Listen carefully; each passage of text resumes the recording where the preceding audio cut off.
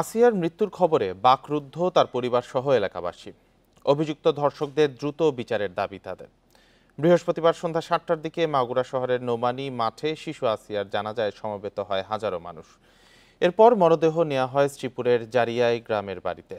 এ বিষয়ে আরও জানাতে মাগুরা থেকে যোগ দিয়েছেন সহকর্মী হেলাল হোসেন। হেলাল হোসেন, আসিয়ার পরিবারের সদস্যরা এখন কি অবস্থায় আছেন আর ওই এলাকার বর্তমান পরিস্থিতি কেমন? এই ঈদে জামা জুতো অ্যাক্সেসরিজের ডিসকাউন্ট।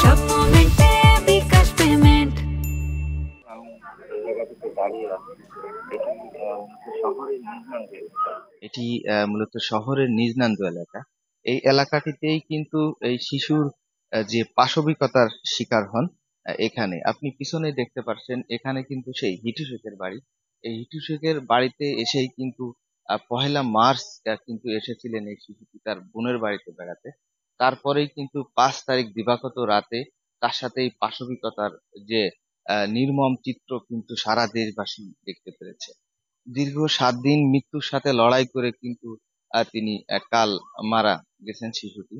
তো আমি এখানে এসেছি, এখানে কিন্তু যে শিশুটি মারা যাওয়ার সংবাদ শোনার পরে কিন্তু মাগুরাবাসী সহ সারা বাংলাদেশের লোকজন তারা কিন্তু এই শিশুটির যে মরাদেহ দেখার জন্য মাগুরাতে এসেছিলেন এবং মাগুরার সাধারণ জনগণ কিন্তু ছিলেন।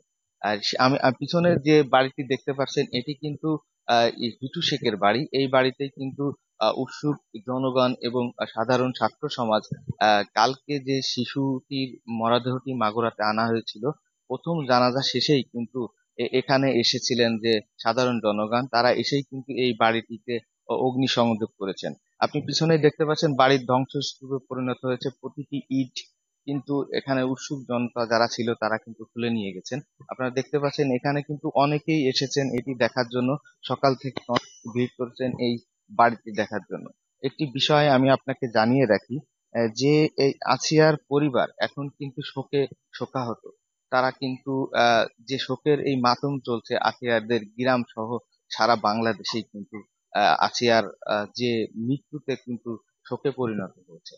আমি বিষয়ে কথা বলেছিলাম, আসিয়ার পরিবারের সাথে কালকে কথা বলেছিলাম। তারা বলছেন যে তারা কোনোভাবে কিন্তু এই মৃত্যুটি তারা মেনে নিতে পারছেন না।